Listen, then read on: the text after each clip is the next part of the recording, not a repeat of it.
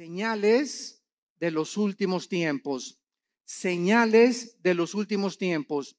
En esta serie que iniciamos hoy, vamos a ver precisamente los tres evangelios, porque Juan no se mete con la profecía. Vamos a ver Mateo 24, Lucas 21 y Marcos 13, que son los tres evangelios donde en estos tres pasajes el Señor Jesucristo es interceptado por sus discípulos después de estar viendo y maravillándose del templo que había levantado Herodes, y estaban con las piedras increíbles que valían con la moneda actual miles de dólares. Ante este escenario, los discípulos le hacen a Cristo cuatro preguntas que vamos a ver que se encuentran en los tres evangelios. Y Cristo comienza a desarrollar las respuestas de estas preguntas a través de los tres evangelios. Ahora bien, ¿por qué en tres evangelios se encuentran las respuestas de Cristo? Porque haz de cuenta que nosotros vemos un choque. Entonces yo veo el choque de frente como periodista y escribo, pues le sumieron toda la defensa delantera al carro. Otro periodista ve el choque del lado derecho. Él va a escribir, pues le sumieron la puerta y llegó hasta la puerta de atrás el choque. Otro periodista lo va a escribir de la parte de atrás, porque él vio el choque de la parte de atrás. Entonces, cuando se juntan los tres reportajes ante un juez, ¿verdad? O ante un erudito en accidentes, se puede llevar a una conclusión de quién tuvo la culpa y cuáles fueron las causas de este accidente. Entonces, de esta manera, los cuatro evangelistas, que son Mateo, Marcos, Lucas y el apóstol Juan, tienen los relatos de la Biblia de diferentes formas. ¿Por qué? Porque no vemos todos con la misma perspectiva, ni oímos igual cuando nosotros escuchamos algún mensaje. Por ejemplo, cuando algún predicador predica, tú le dices, ¿de qué habla el predicador? Y le preguntas a Juan, pues habló de esto y esto, él encontró una cosa. Y le preguntas a otra persona y te dice otro panorama del mensaje. ¿Por qué? Porque todos oímos de diferente forma, aunque es lo mismo, pero de perspectivas diferentes. Entonces, para que podamos entender por qué en tres evangelios podemos nosotros poner realmente el contexto del mensaje de Cristo de los últimos tiempos.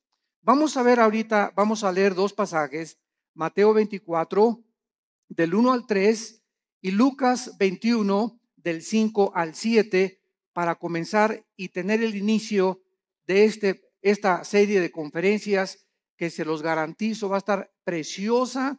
He tratado de así con lupa, con microscopio, examinar los versículos, profundizar lo más que pueda.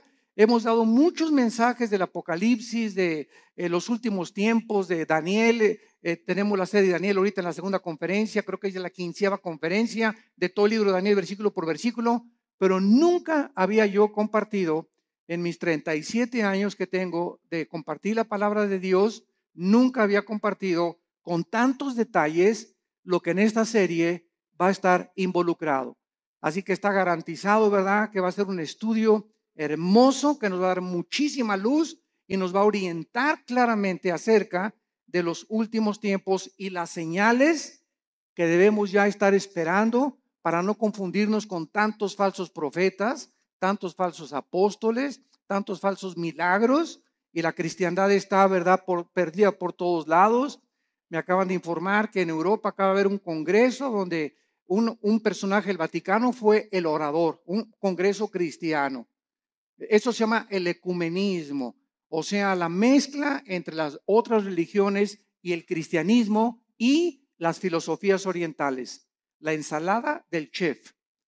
Entonces, esto es a donde se dirige la iglesia, es la apostasía y la ramera de Apocalipsis 17. Se diluye completamente la verdad cuando se mezcla con la mentira. Entonces, la verdad de Dios, ¿verdad?, es inalineable. La verdad de Dios tiene una consistencia que no se puede mezclar con nadie. Por eso, la Biblia es la verdad.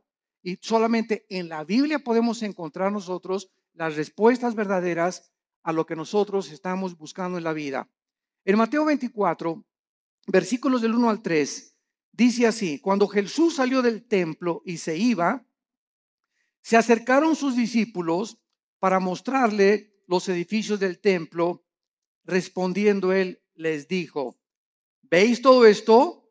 De cierto les digo que no quedará aquí piedra sobre piedra que no sea derribada.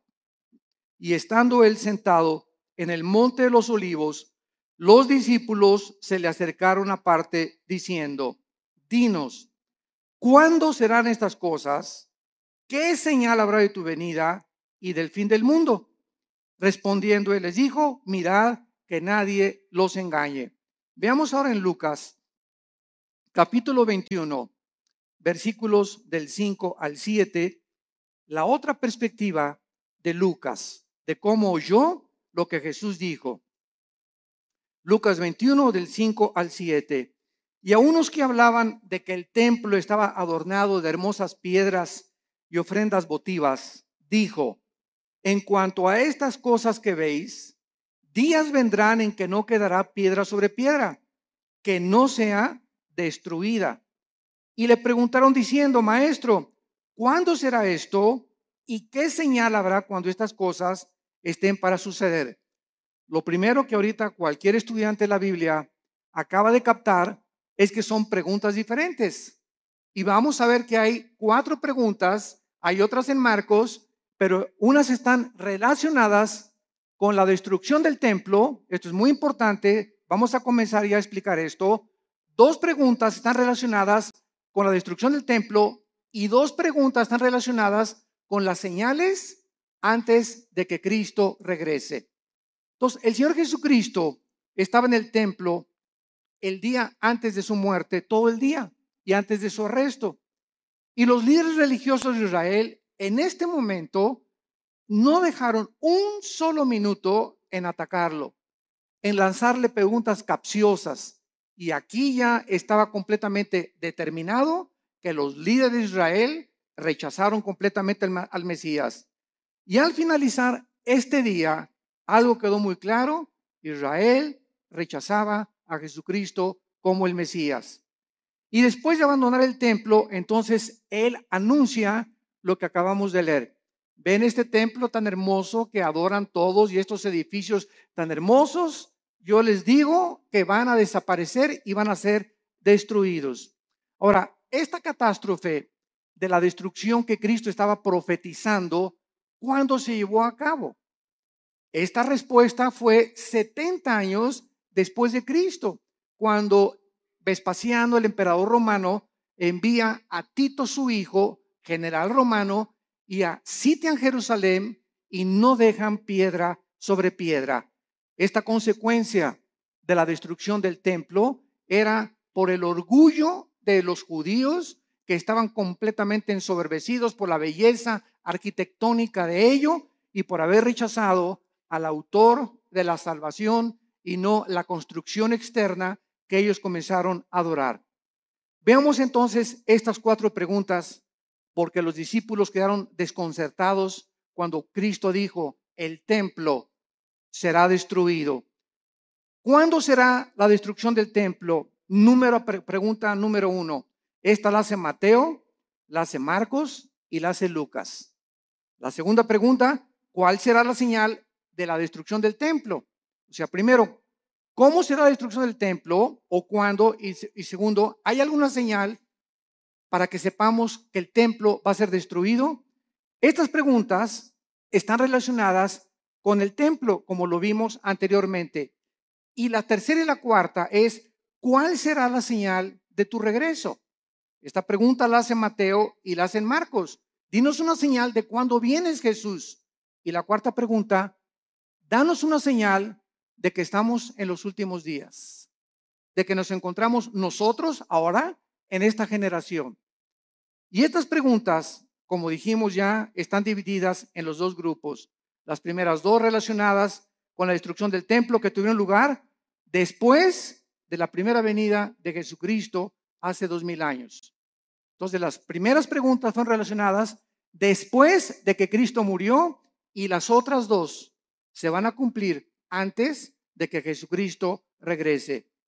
Pero noten ustedes en Mateo 24, antes de que Cristo diga cualquier señal, esto es asombroso, la advertencia que les hace. Antes de contestar las preguntas proféticas, hace una advertencia a Jesucristo. Mateo 24, versículos 4 y 5. Respondiendo Jesús les dijo, miren que nadie los engañe. O sea, él no responde ninguna de las 4 preguntas todavía. Lo primero, antes, esto es importante, de responderles las preguntas, hace una advertencia. Miren que nadie los engañe. Porque vendrán muchos en mi nombre diciendo, yo soy el Cristo, y a muchos engañarán. Damas y caballeros, santos de Dios, muchos hemos relacionado esta respuesta de Cristo pues con los falsos profetas que han surgido, ¿verdad? Como Jim Jones y David Koresh y el Dalai Lama y el Maharashi, que fueron falsos profetas. Sin embargo, nos hemos equivocado en ubicar solamente a los falsos mesías y a los falsos cristos dentro del ámbito religioso.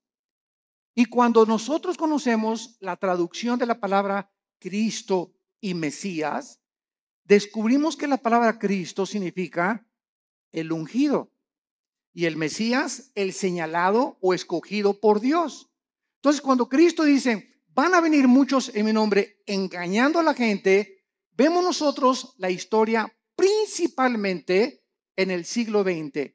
Y hagamos un repaso de cuántos hombres en el siglo XX han tratado a través de la política y de la filosofía, dejemos a un lado la religión, a través de la política y la filosofía han tratado de traer el paraíso al mundo. Han tratado de volver a restablecer un sistema de gobierno o una ideología en la que esa es realmente la solución para los problemas del mundo. Tenemos a Carlos Marx, que quiso traer el paraíso o el éxito a través de la lucha de clases, de que si la proletariado vencía a la burguesía, entonces la sociedad iba a vivir igualitariamente, equitativamente, y se iba a acabar la pobreza y se iban a solucionar los problemas, porque el problema desde la perspectiva de él era traer el paraíso, traer una nación o un sistema o una ideología, que es la ideología marxista-leninista, para solucionar los problemas del mundo. Y hasta ahorita todavía, a pesar de que la historia nos muestra que ha fracasado, ¿verdad? Se sigue buscando porque el anhelo del hombre es recobrar el Edén. Lo que perdimos en el Edén está vivo dentro del corazón humano. Todos estamos buscando una mejor sociedad, más justicia, paz en el mundo, y tenemos 6,000 años de historia y no hemos visto ningún líder, ningún filósofo, ningún ideólogo, ningún político que haya podido decir, esta es la solución, este es el sistema perfecto, el gobierno perfecto, la filosofía perfecta. Todos han sido intentos de qué cosa? De tratar de un Mesías que es la persona, yo soy el que voy a traer realmente la solución. Y así encontramos después de Marx, ¿verdad? Estamos Marx a Lenin, tenemos a Hitler, lo mismo, ¿verdad? No, vamos a crear una superraza aria y vamos nosotros a conquistar Europa, y todos tienen esta idea de abarcar territorio, conquistar los conquistadores, Alejandro el Magno, Aníbal, Carlomagno, Napoleón Bonaparte. Es la historia de hombres que han tratado de abarcar territorio y llegar a un punto donde gobiernan al mundo, o que ninguno lo ha podido lograr, para que de esta manera, ellos equivocadamente piensan que nos dan a la humanidad el paraíso que estamos buscando. Y así tenemos, ¿verdad? A Hitler, a Adolfo Hitler, a Nietzsche, el filósofo del ateísmo, que le dijo, cuyas ideas influyeron en el nazismo, en el fascismo y en el comunismo. ¿Quién era Friedrich Nietzsche? Un alemán que murió en el siglo XIX, siglo XX, y él dijo que había un superhombre que se podía crear y que él estaba influenciado por ciertas filosofías del Medio Oriente para crear a una super raza donde este superhombre no podía ser humilde, no podía ser manso, no podía ser misericordioso, porque estos eran debilidades, así dijo Nietzsche, del carácter humano. El nuevo hombre tenía que ser fuerte, no debería de llorar, debería ser macho camacho. Y estas ideas son las que Hitler adoptó. Y cuando Hitler leyó a Nietzsche, él quiso crear una super raza. Y dijo, nos impiden los judíos, los homosexuales y los negros. Y comenzó Hitler a matar a los homosexuales, a los negros y a los judíos. Solamente fueron más de 6 millones de judíos muertos en los hornos de Auschwitz y de toda Alemania. ¿Por qué? Porque quería Hitler traer, ¿qué cosa? El paraíso. Quería traer el Partido Nacional Socialista o el nazismo como respuesta a poder el mundo ser mejor. Y así tenemos también a Muammar Gaddafi, el ex líder y dictador de Libia, que derribó un avión con 250 pasajeros saliendo de Inglaterra y que tenía un ejército de 20 o 25 guardaespaldas mujeres. Y cuando estaba solo con ellas, las golpeaba, las violaba, las drogaba a todas. Gaddafi se cambiaba 3 veces de ropa al día. En la mañana se vestía de capitán de barco, al mediodía se vestía de árabe y en la noche se vestía de africano. Era un hombre con múltiples personalidades. Era un hombre, ¿verdad? Cruel, sanguinario. Mató a su pueblo, persiguió a su pueblo y murió igual que Hussein, ¿verdad? Como un animal metido en un tubo, lo sacaron y lo violaron. Cuando lo sacaron del tubo y en la ambulancia le dieron un balazo en la cabeza. Que quería Gaddafi convertir a Libia. Ya no sabía él si era árabe o era africano. Y cuando los árabes lo dejaron por lo loco que estaba, dijo que me voy a hacer africano. Y después quería ser occidental. Y así vemos todos estos dictadores. José Stalin, el dictador de Rusia durante la Segunda Guerra Mundial. Después de la Segunda Guerra Mundial manda a matar a más de 15 millones de personas, incluyendo a su familia, a sus hermanas, a sus papás, a sus primos, porque tenía tal paranoia José Stalin que no podía confiar ni de su mamá. Entonces vemos todos estos hombres en su perfil psicológico trayendo el paraíso al mundo, colocándose como Mesías y síganme a mí y yo soy el papucho de los papuchos. Y así tenemos, ¿verdad? Al Maharishi, también los filósofos orientales, el Maharishi, que cuando los Beatles, el famoso grupo inglés, en los 60s, a principios de los 70s, viajaron a la India. John Lennon viajó a la India y allá conocieron al Maharishi, las filosofías orientales. Y cuando John Lennon regresó de la India, trajo la marihuana a Inglaterra. Y entonces comenzó a publicar así como si fuera un chiste. Fumamos marihuana. Y en la época de los 60s y los 70s, el 80% se calcula de los jóvenes en el mundo, en Europa y en América, le entraron a la Verde y a la Golden de Acapulco, a la marihuana. Era un mundo, ¿verdad?, donde la marihuana era lo más normal en esa época de los 60s o de los 70s. Entonces, ¿por qué? Porque el Maharishi dijo, al llegar a Los Ángeles, Dios está llegando a Los Ángeles. Y él fue el que le dijo a John Lennon, porque John Lennon, una semana antes de que lo asesinaran en su edificio en Nueva York, John Lennon dijo a los periodistas, una semana antes, yo soy más famoso y más grande Mesías que Jesucristo. Y a la semana lo asesina un loco, ¿verdad?, que venía de Hawái, que dijo que oyó unas voces que no entendía por qué. Él nunca había matado a nadie, que le decían las voces, mata a John Lennon. Y fue y lo mató. Vemos nosotros la obra de Satanás, ¿verdad? Y cómo Dios se hizo un lado ante un hombre que lo estaba retando y estaba diciendo que era mayor que su hijo Jesucristo. Y así tenemos a Jim Jones, que se llevó a 900 personas a la Guyana, 1978, junto a Venezuela en la Guyana. 995 personas les da a beber veneno con Kool-Aid, porque les decía que iba a venir la Tercera Guerra Mundial y que era mucho mejor morirse que poder que seguir viviendo. Y todos se bebieron el veneno, llegaron y encontraron a todos boca abajo, ¿verdad? 995 personas que este hombre las engañó y les dijo que él era Dios, que él era un Mesías. Cuando llegaron a la Guyana les dijo a los esposos, sus esposas son mías. ¿Quién, te preguntas, en sus 5 sentidos puede entregarle su esposa a un loco? o para que se la entregues tienes que estar igual de loco o más loco que la persona que te la pide.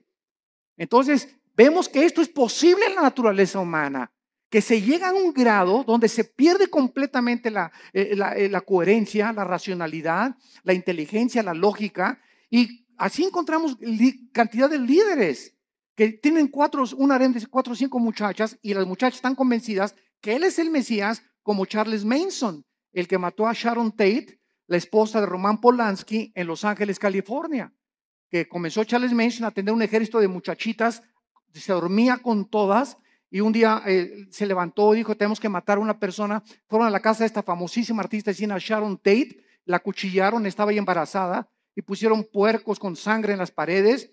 Claro que está ahorita en la cárcel, ¿verdad? Se tatuó aquí la suástica de Hitler, la tiene tatuada Charles Manson, y ¿verdad? Pues está completamente loco. Lo mismo, él quería establecer el paraíso con ese grupo de personas. Jim Jones quería establecer el paraíso allá en la Guyana, y todos estos hombres han tratado de decir, nosotros tenemos la solución, y solo hay un hombre que dijo, yo soy el camino, la verdad y la vida.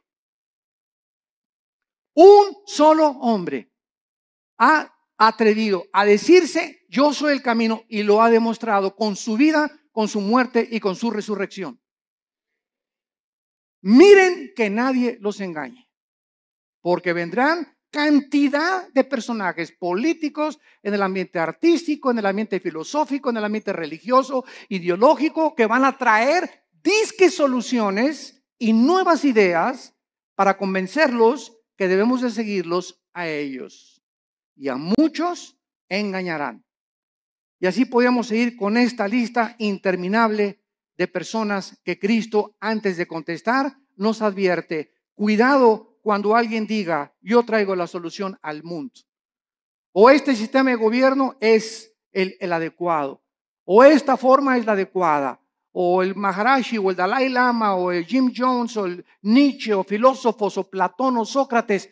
Cuidado con filosofías, dice Colosenses 2:8, que tienen su origen en los seres humanos. Todos nosotros somos seres humanos nacidos de papá y de mamá. Y todos nosotros no venimos del cielo como vino Jesucristo. Él es el único que el Padre envió al mundo. Él venía del Padre, regresó al Padre, y el Padre lo envió para mostrarnos que Él era el camino, la verdad y la vida. Y dichosos aquellos que han podido venir a la cruz y encontrar en el Hijo de Dios la respuesta a su problema, no solamente existencial, sino a su problema también de pecado y de la vida eterna. Yo recuerdo que todos estos personajes que les acabo de mencionar, los estudié antes de ser cristiano. Yo era un apasionado de la lectura. Me acuerdo de los 10, 11 años de edad. Dios lo pone en uno, ¿verdad? No me jacto de esto, pero siempre me gustó muchísimo leer desde la primaria.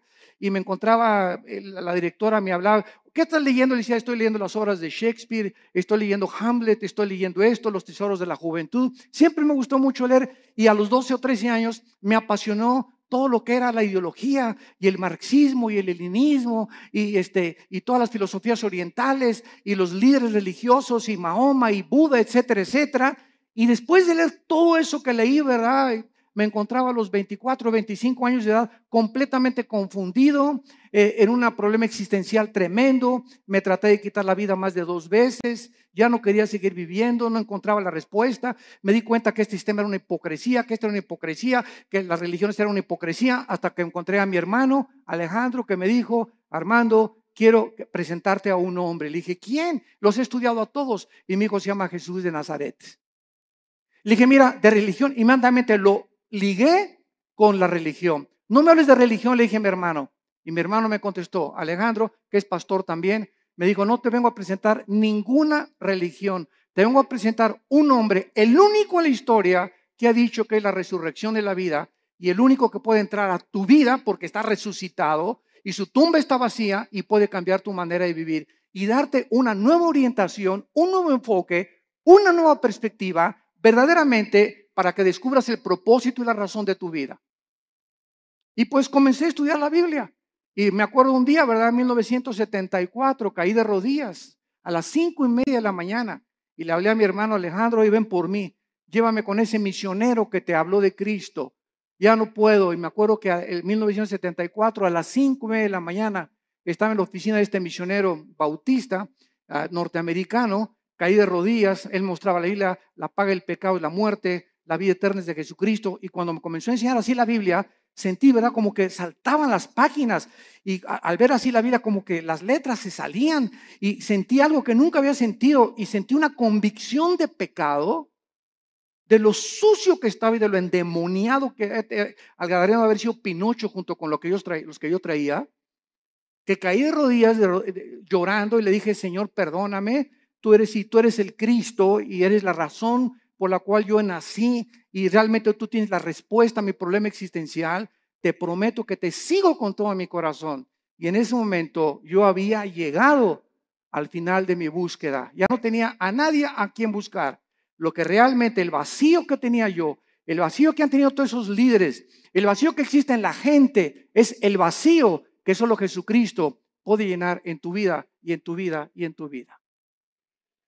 No hay nadie más, ni sigas buscando más, porque vas a seguir una búsqueda completamente vacía y completamente que no te va a satisfacer jamás. Cuando tú llegues a Jesucristo, has llegado al hombre que realmente tiene las respuestas a tu problema de dónde venimos, quiénes somos y a dónde nos dirigimos. Y es maravilloso, ¿verdad? Cuando estudiamos a Jesucristo, que venimos a estudiar una persona que nos da respuestas que trascienden completamente la lógica y la inteligencia humana. Y precisamente como él dijo, mis pensamientos no son vuestros pensamientos, ni mis caminos son vuestros caminos. Al venir a la Biblia, nos estrellamos, chocamos con la mente de Dios porque no es nuestra mente.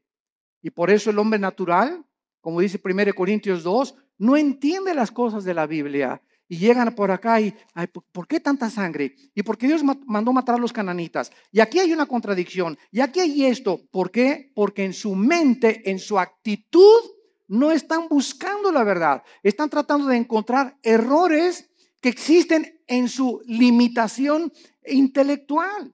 Entonces, el problema no es el problema de Dios. El problema es el problema de nosotros, que somos como caracoles, como garbanzos, como renacuajos comparados con la inmensidad de la mente de Dios. Y que si vamos a comenzar a caminar con Dios, tenemos que caminar de rodillas detrás de Él, de rodillas. No se puede, dicen que la puerta del cielo es una puerta chaparrita, porque solamente entran los que se arrodillan.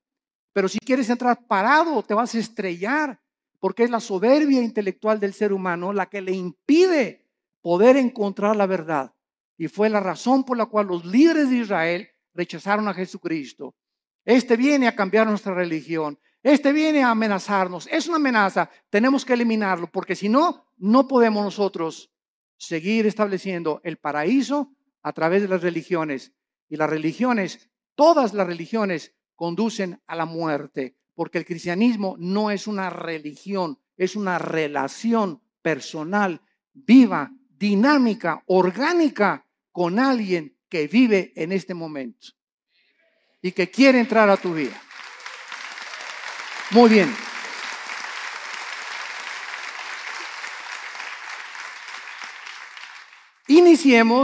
Iniciemos ahora las respuestas a las preguntas 1 y 2.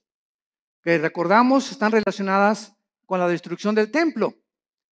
El Señor Jesús no contestó estas primeras dos preguntas en Mateo 24, pero lo hizo claramente en Lucas 21 y en Marcos 13 en cuanto a cuándo sería la destrucción del templo.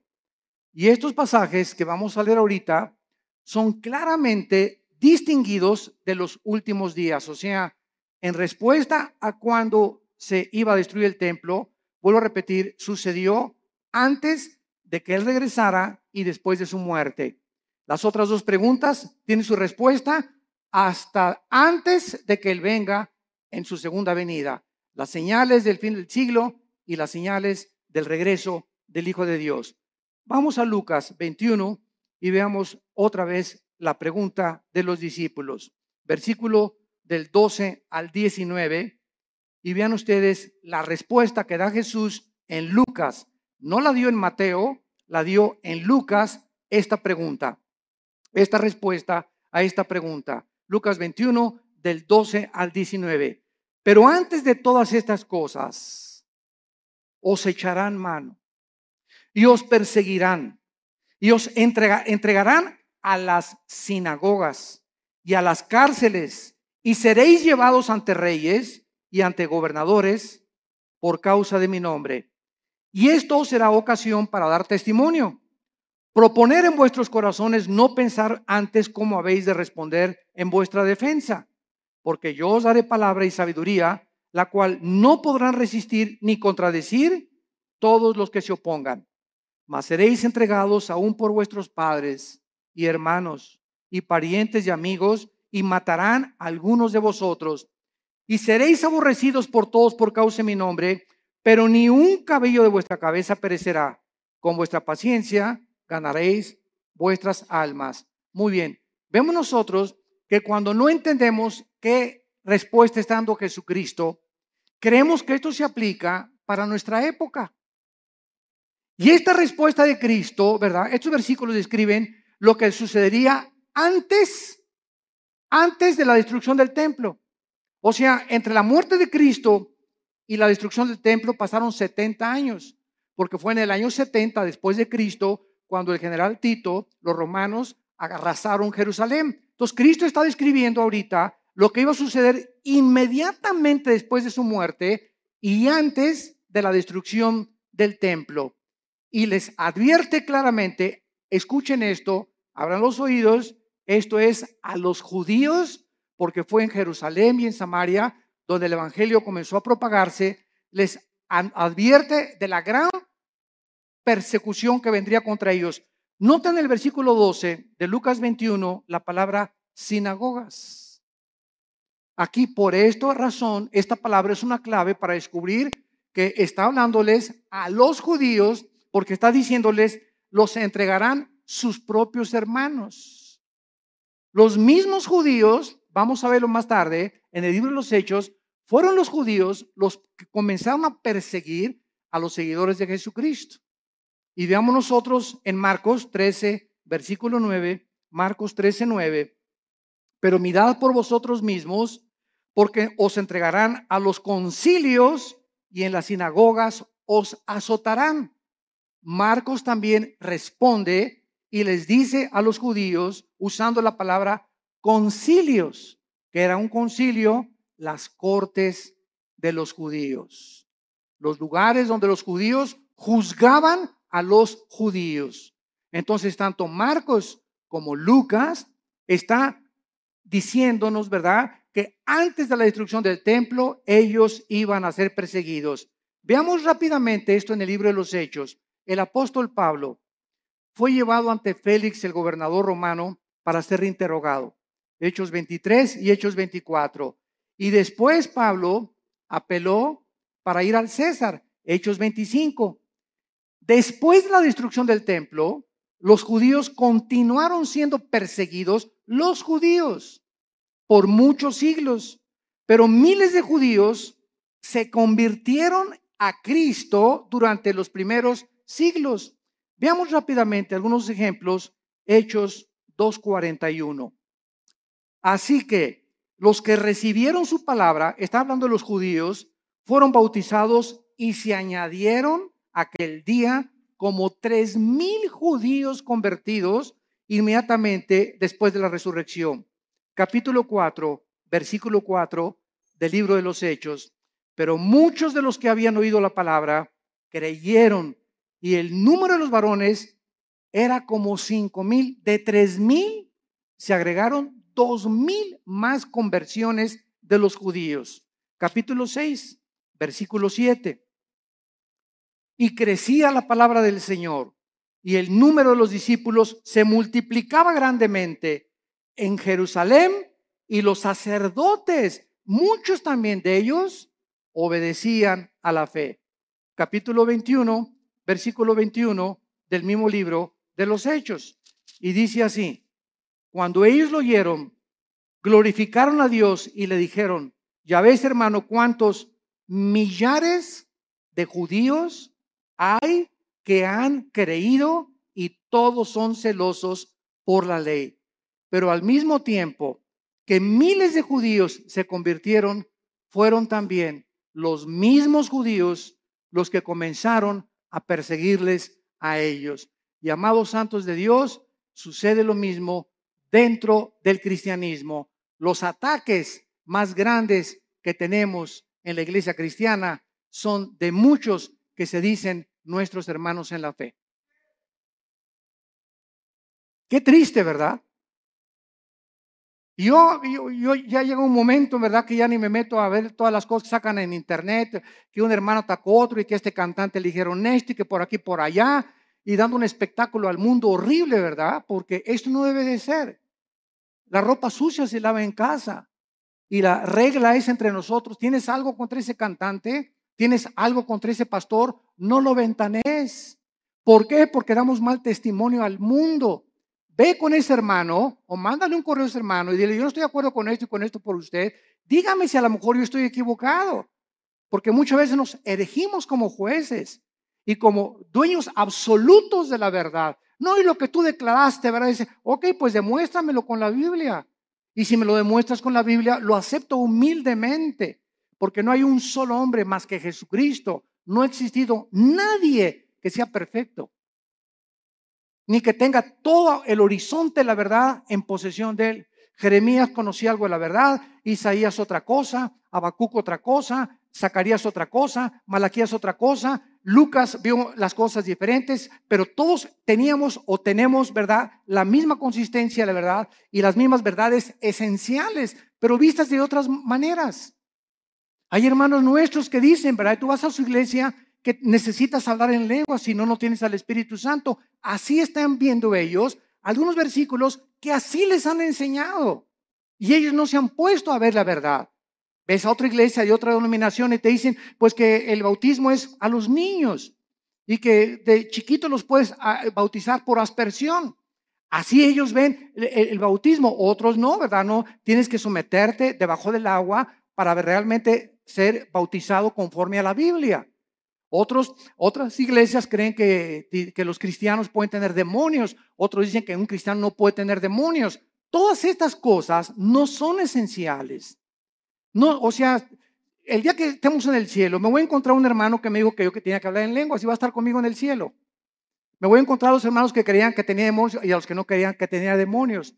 Me voy a encontrar en el cielo a los que dijeron que el bautismo del Espíritu Santo es una experiencia subsecuente a la conversión, que después de que te conviertes necesitas el bautismo del Espíritu Santo. Aunque yo no creo eso, ¿verdad? Hay muchos que lo creen, pero me los voy a encontrar en el cielo. ¿Por qué? Porque eso no es lo que nos va a salvar. Lo que nos salva es la sangre de Jesucristo. La salvación por la gracia de Dios y que sin ninguna obra de la ley recibimos nosotros el perdón de pecados. Mientras tú creas estas verdades esenciales, estas demás cosas en las que estamos peleándonos, ¿verdad?, no son esenciales. Y es importante que todos tengamos otra perspectiva, porque así la tenían los discípulos. Pedro y Juan le dijeron un día a Cristo que caiga fuego del cielo y vamos a matar a estos infelices, ¿verdad? Los hijos del trueno, los hijos del Zebedeo les llamaron. Los otros discípulos no eran así. Pedro era arrebatado y Pedro era esto. Juan era todo lo contrario, todo calmado, todo tranquilo, retratado siempre en el pecho de Jesucristo, etcétera, etcétera. Tomás el Dídimo era agnóstico, ¿verdad? Y todo lo dudaba, pero ninguna de estas cosas les impidió que pudieran concentrarse, puestos los ojos en lo que es más importante, en Jesús, el autor y el consumador de nuestra fe. Muy bien. Y vemos ahora la otra pregunta en esta misma cuestionamiento que le hacen a Cristo. Ahora, ¿cuál será la señal de la destrucción del templo? Ya contestamos, ¿cuándo será? Cristo está diciendo, antes de que el templo se destruya, pasará esto y esto y esto y esto. Los van a perseguir, los van a echar de las sinagogas, los van a juzgar sus propios hermanos. Y ahora les voy a decir, ¿cuándo será esta señal? La historia nos confirma, esto es asombroso. La historia nos confirma que la Biblia es la palabra inspirada por Dios. Las profecías lo confirman, la genética lo confirma, la geografía lo confirma, la arqueología lo confirma, la antropología, la física, la química, la literatura y cualquier rama o cualquier disciplina que tú puedas estudiar confirma la veracidad y autenticidad de la inspiración del libro que tenemos estudiando en esta mañana. El levantamiento de los judíos contra los romanos ocurrió en el año 66 después de Cristo. Apúntalo. Ahí comenzó cuando los judíos comenzaron a tratar otra vez de liberarse del yugo de Roma, con la dramática derrota final en la famosa montaña del Masada. No sé cuántos de ustedes han ido a Jerusalén. Los que nos han acompañado en los viajes a Jerusalén, nunca dejamos a un lado Masada. Masada es una como montaña inmensa y nos suben por funicular. Nos suben por funicular y hasta allá arriba de Masada están los baños donde se bañaba Herodes, que tenía vapores y todo. Es como un cráter hasta arriba de la montaña. Y ahí los últimos judíos que fueron alcanzados por los romanos como no podían subir y hacer la guerra, los sitiaron, creo que fueron 4 o 6 meses, según el escritor romano Flavio Josefo y Plinio, que fueron escritores del primer siglo de la época cristiana. Y entonces los romanos los sitiaron y los dejaron morirse de hambre. O sea, pues ya se les acabó la comida, ¿verdad? Y se esperaron hasta que ya no tuvieran nada. Entonces los judíos, para que los romanos no subieran y violaran a sus esposas y mataran a sus hijos, se suicidaron. Se cortaron todos, ¿verdad?, con la espada y encontraron a más de 900 judíos ahí muertos. Fueron los últimos judíos que resistieron al imperio romano. El emperador Nerón se suicida en el año 68 después de Cristo, y Vespasiano, que era su principal general, ocupa el imperio de Roma. Vespasiano manda a Tito a que rodee Jerusalén y que acaben completamente con todos. Y no hubo ningún cristiano, escuchen esto, ningún cristiano mesiánico. O sea, de aquel tiempo, como ya vimos, había casi más de 5,000 convertidos. Ninguno de estos fue muerto en el sitio contra Jerusalén porque creyeron en las palabras de Jesucristo. Les salvaron de la masacre haber obedecido a Jesucristo. Ahora veamos también nosotros, ¿verdad?, que el término en Lucas 21:24, vayamos a Lucas 21:24, hay una profecía que hasta este momento se está cumpliendo. Y el escritor romano Flavio Josefo, como citamos anteriormente, escribió que casi 100,000 judíos fueron tomados como esclavos y vendidos en varios lugares dentro del imperio romano. Son los que cuando sitió Jerusalén Tito sobrevivieron y fueron casi 100,000 judíos, y entonces vino lo que se llama la diáspora, ¿verdad? Los mandaron a todas partes del mundo en los 5 continentes. Y vean la profecía de Cristo, Lucas 21:24, y caerán a filo de espada. ¿Cuándo se cumplió? En el año 70 después de Cristo. Y serán llevados cautivos a todas las naciones. Se cumplió después del año 70 hasta 1948, que se independizó Israel. Y andas ahí buscando a Nostradamus. ¿Qué dice Nostradamus? Jesús, María y José y el burrito que los acompaña. Cada cosa que Jesucristo profetizó, la historia lo confirma. Y escuchen esto, y Jerusalén, esto es asombroso, será hollada, o sea, pisoteada por los gentiles hasta que los tiempos de los gentiles se cumplan. El tiempo de los gentiles, esto es muy importante para los estudiantes de la Biblia. El tiempo de los gentiles designa un periodo en el cual los imperios no judíos, los imperios mundiales, tendrían el poder o el control de la nación de Israel, y comenzó el tiempo de los gentiles en el año 586 antes de Cristo, cuando el rey Nabucodonosor invade Jerusalén y se lleva al exilio a miles de judíos. Desde el año 586 hasta 1948, para ser exactos, el 14 de mayo la nación de Israel, después de casi 2000 años de haber sido dispersada por todos los continentes para que se cumplieran las palabras de Jesucristo, ante los ojos expectantes del mundo, se reúne Israel y el 14 de mayo se declara la libre nación soberana independiente de Israel. Ninguna otra nación en el estudio de la sociología, en el estudio de la historia, en el estudio de la antropología del ser humano, en ninguna otra nación, ni tribu, ni lengua en la historia del mundo sucedió lo que sucedió con la nación de Israel. Ahora entendemos nosotros los estudiantes de la Biblia cuando nos preguntan, ¿y por qué Israel? Y ahí viene la envidia. ¿Y por qué este trae este carro? ¿Y por qué este trae esta casa? ¿Y por qué? Y la envidia nos corroe y la envidia siempre está, ¿por qué no tengo yo lo que esa persona tiene?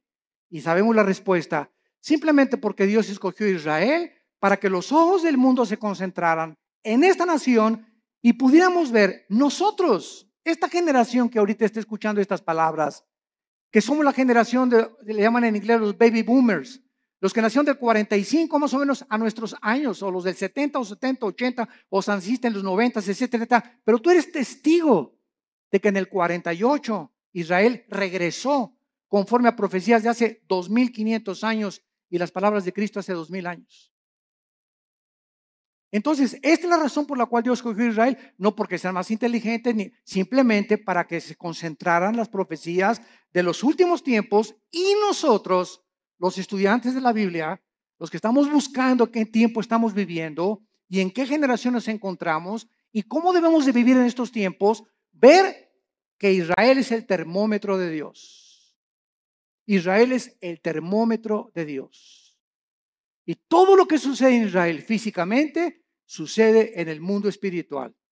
Y así como Israel está siendo ahorita amenazada, nunca en la historia, desde hace 2000 años, la iglesia se había visto tan amenazada como en el siglo XXI. Nueva legislación de los matrimonios gays. La nueva legislación, escuchen, están las Naciones Unidas por declarar que Jerusalén no pertenece a los judíos, la van a declarar. Hace una semana lo dictaminaron la ciudad internacional. Les van a quitar a los judíos Jerusalén. El Papa acaba de reconocer, Francisco acaba de reconocer a Mahmoud Abbas, el líder del grupo terrorista más grande en el Medio Oriente después de ISIS, que es el ángel de la paz. Y que merecen tener un Estado palestino.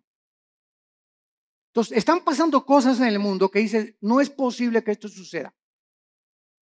Y por si fuera poco en México, se nos escapa el Chapo Guzmán. Y todavía para rematarle, ¿verdad? Corren al pobre del Piojo Pérez. Herrera, digo. Están pasando tantas cosas, ¿verdad? Tanto en el ambiente deportivo, cuando el ambiente dices, no es posible, no es posible, no es posible, esto es posible.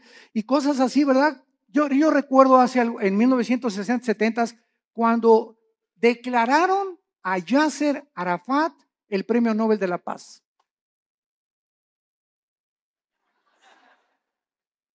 ¿Cómo es posible que al más grande líder terrorista, que en 1972 mató a más de 15 atletas judíos en Berlín, en las Olimpiadas en Múnich, en Berlín, en Alemania, ¿cómo es posible que lo hayan declarado el Premio Nobel de la Paz?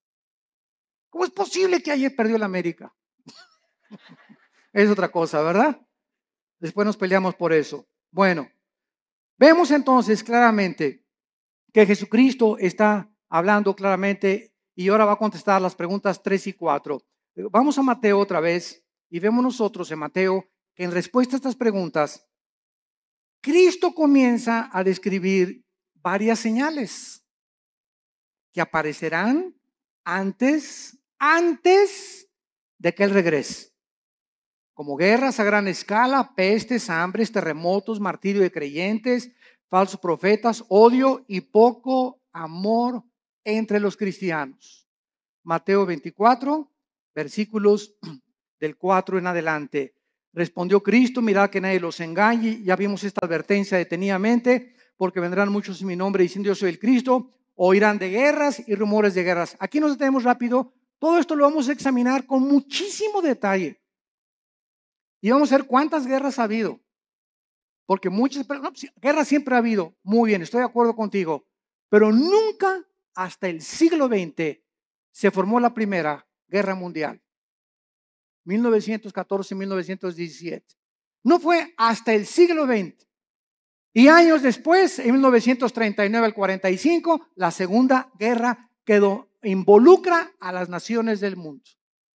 Y de la Segunda Guerra Mundial a nuestros días, que se formó la famosa Naciones Unidas para tratar de impedir bombas atómicas, como las que soltaron en Hiroshima y en Nagasaki en 1945, ha habido más de 350 revoluciones y golpes de Estado. Y ahorita el mundo se encuentra al borde de una guerra nuclear. Con nuestra tecnología y nuestros estudios científicos y el ateísmo y toda la soberbia del hombre, nos encontramos al borde de nuestra propia autodestrucción. Y si no lee el periódico de ahorita, el Reforma, el de mañana, que ya comenzó la Guerra Fría, Rusia está mandando aviones bombarderos rodear Canadá y Estados Unidos. Estados Unidos mandó hace 2 semanas 235 tanques a Ucrania y a Crimea. Están mandando ahorita F-16 y F-22 también a Europa, porque creen que realmente Putin va a tratar de apoderarse de Estonia, de Eslovenia, de Lituania, para poder conquistar todo el sur de Europa y comenzar a expandir su poderío. Y como Putin apoya a Irán, y detrás de ellos está la China, y son los 3 principales miembros del Consejo de Seguridad de las Naciones Unidas, el mundo se encuentra ahorita bajo estas 3 naciones. Estados Unidos es un cero a la izquierda ya completamente. Europa no puede intervenir porque el gas de Rusia, que provee el 65% a Europa, dependen del gas, dependen del petróleo del Medio Oriente. Y en el Medio Oriente, Irán, Rusia y China se encuentra ahorita la amenaza contra el mundo occidental, Europa y las Américas. Hay un vacío de liderazgo en el mundo. Una vez que Estados Unidos ha caído, ya no va a haber ninguna nación que defienda a otra. Queda la OTAN, la Organización de Países del Atlántico del Norte, para defender a algunas naciones. Las que no están en la OTAN no tienen con qué defenderse. Y está el mundo ahorita hirviendo ante la naturaleza humana, contestando la pregunta en Santiago 4, 1 y 2. ¿De dónde vienen las guerras? Dice Santiago 4, versículo 1 y 2, de las pasiones dentro de nosotros que combaten. ¿De dónde viene tu envidia por tu vecino? ¿De dónde viene tu envidia por los ricos? ¿De dónde viene la envidia o el desprecio de los ricos hacia los pobres? ¿De dónde viene el racismo? ¿De dónde vienen todas esas pasiones dentro de nosotros que son la soberbia, la ambición? Todas esas cosas que son negativas al alma y que te enferman en la mente porque estás viendo distorsionadamente la perspectiva humana. ¿De dónde viene? La Biblia nos da la respuesta: del pecado. De esa fuerza maléfica que está dentro de nosotros y que tiene que ser dominada únicamente por el Espíritu Santo. Y mientras tanto puedes ir a Alcohólicos Anónimos, Neuróticos Anónimos, Marihuanos Anónimos, al psicólogo, al psiquiatra. Puedes hacer todas las panaceas que estés buscando para poder encontrar que le quiten la locura a mi hijo, que cambien la marihuana a mi hija, que mi hija no sea prostituta. Podemos ir buscar miles de cosas. No hay nada en el mundo más que la sangre de Cristo que cambia el corazón humano. Todo lo demás son panaceas y esfuerzos inútiles de poder transformar al ser humano en un ser altruista, amable, considerado, perdonador, sin envidia, sin ambiciones, sin avaricia. Solo Cristo puede hacer este milagro en el corazón de los seres humanos. Dejamos hasta acá nuestro estudio y te damos las gracias, Señor, por tu palabra. Te damos las gracias, Señor, por haber delineado con siglos de anticipación el panorama profético internacional delante de nuestros ojos, para que hagamos y pongamos atención a la palabra profética más segura, a la cual haríamos bien en estar atentos, como a una antorcha que alumbra en lugar oscuro, hasta que el lucero de la mañana salga en nuestros corazones.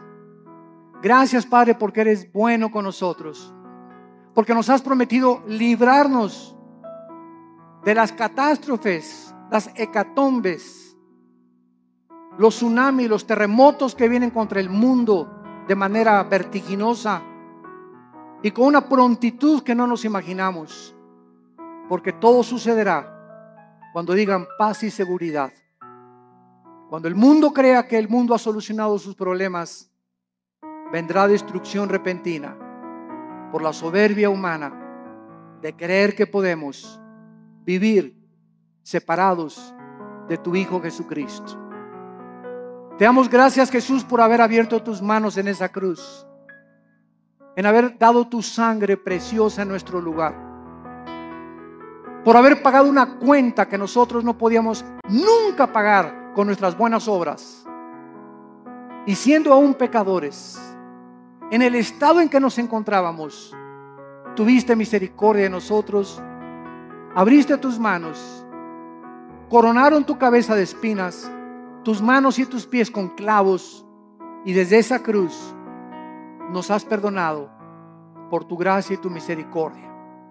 A los que hemos creído que tú eres el Cristo, el Hijo del Dios viviente, hemos guardado tu palabra y hemos creído que viniste del Padre, que regresaste al Padre y que vienes pronto por nosotros, para que donde tú estés ahora, nosotros estaremos en un tiempo no muy lejano, porque así lo dijiste, y no hay una sola palabra que tú hayas prometido que no tenga su cumplimiento, porque tú eres Dios. En esta mañana, muchos de ustedes que nos escuchan a través de las redes sociales y los que estamos aquí presentes, si tú no tienes a Cristo en tu vida, si no tienes una relación con Él, en esta mañana invítalo a tu corazón. Hoy es un día importante para tu vida, es el día de tu decisión. Tú no sabes si mañana vas a estar endurecido, o si hoy en la noche ni siquiera llegues a tu casa o amanezcas. Ninguno de nosotros sabemos cuál será el día de mañana. Y por esta inestabilidad e incertidumbre del futuro, la Biblia dice: cuando oigas su voz, no te endurezcas. Ven a Cristo en este momento y dile estas palabras con todo tu corazón. Señor, te pido perdón por mis pecados. Creo que soy un pecador delante de tus ojos y que no puedo hacer nada por cambiar, ni por transformar mi vida interior. Ahora que he escuchado tu palabra, creo que en esa cruz, tu santo Hijo Jesucristo, en mi lugar, dio su vida por mí. Señor Jesús, te doy gracias por esa sangre preciosa que en este momento me limpia de todo mi pasado y de todas las cosas malas que había hecho. En este momento, tú me declaras justo, justa delante de tus ojos, sin que yo lo sea, simplemente porque tú lo pagaste en mi lugar. Te invito a que entres a mi corazón como mi Señor y mi Salvador, y te doy las gracias por el regalo que me has dado esta mañana, del perdón de mis pecados, de la vida eterna y del poder del Espíritu Santo que me ayudará a ser fiel hasta la muerte. En tu nombre precioso, Jesús. Amén.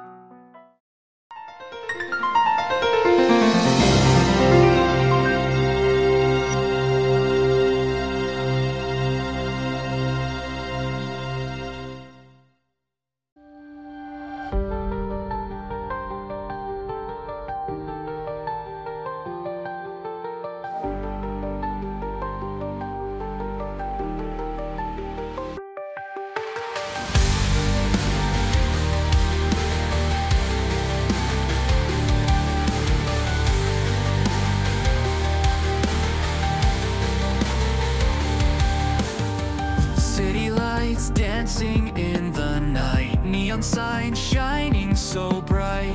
In this electric jungle we roam, searching for memories.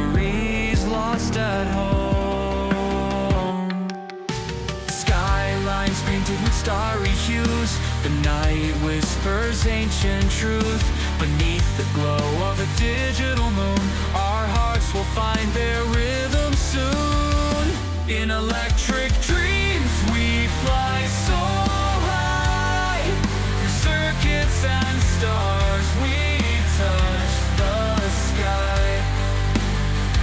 Our love encoded in binary streams, living out our electric dreams.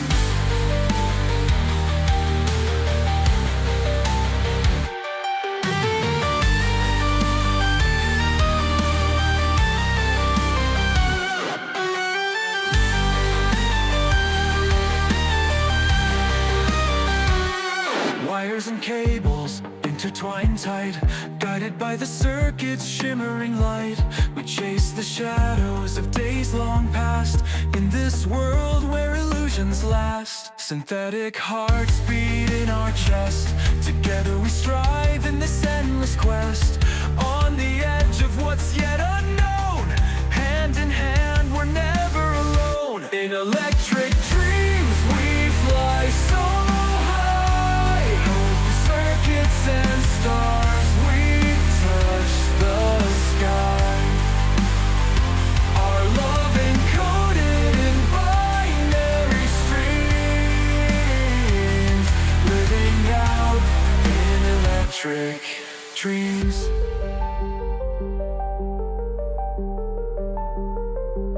As the current flows through time and space, we'll find our home in this digital embrace. Forever connected, our story redeems. Together we're infinite in electric dreams.